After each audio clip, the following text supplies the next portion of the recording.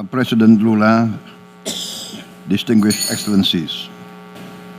Yesterday we have discussed the problems of poverty and hunger. We all have strong commitments to address the issues. Those challenges indeed affect developing countries, their sustainable development, and their energy transition agenda. The G20 must generate tangible actions to help achieve SDGs. We in Indonesia continue to strengthen our commitment.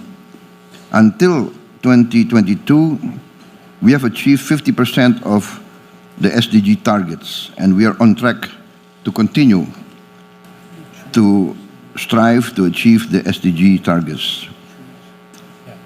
Indonesia's efforts are not enough. We need collective action, and we need the collective effort of the G20. Another important pillar of sustainable development is, of course, the environment.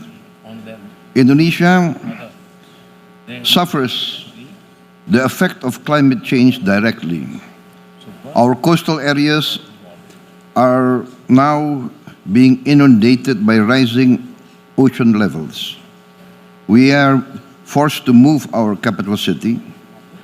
In the northern coast of Java, the ocean is rising by 5 centimeters per year. We are losing hundreds of thousands of hectares of productive land and arable land.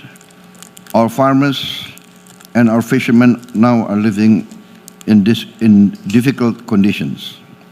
This will exacerbate poverty and hunger. Therefore, for Indonesia, there is no alternative.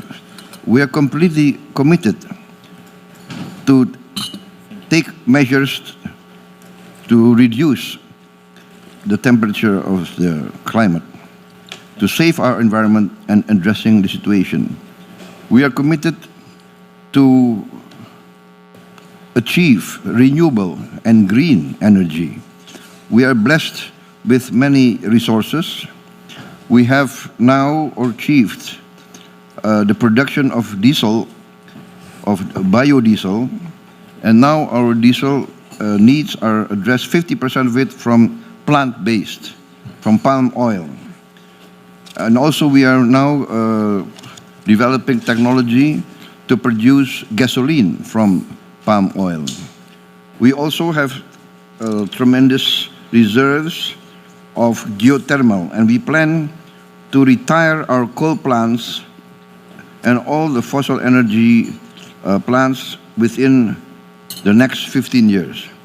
We plan to build more than 75 gigawatts of renewable power in the next 15 years.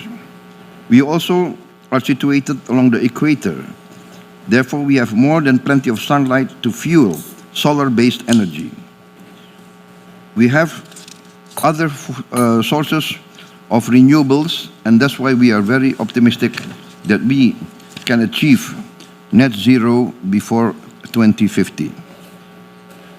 Distinguished gentlemen, sustainability and not exploitation has to be shared globally. Indonesia, I think, has the largest tropical forests. Maybe only Brazil and some African countries have more forests than us. We have contributed for many, many years to cooling the world. We are considered the lungs of the earth. But we have not seen the promises of the advanced countries to provide carbon credits. This has always been offered to us. Therefore, we need a continued commitment to compensate the role of our forest in maintaining the global temperature. Indonesia is open to optimize the prospects of 557 million tons of Indonesia's carbon credit. We also have the largest carbon storage capacity, and we offer this also to the world. Distinguished Excellencies, I would like to announce that Indonesia is pleased to support international efforts.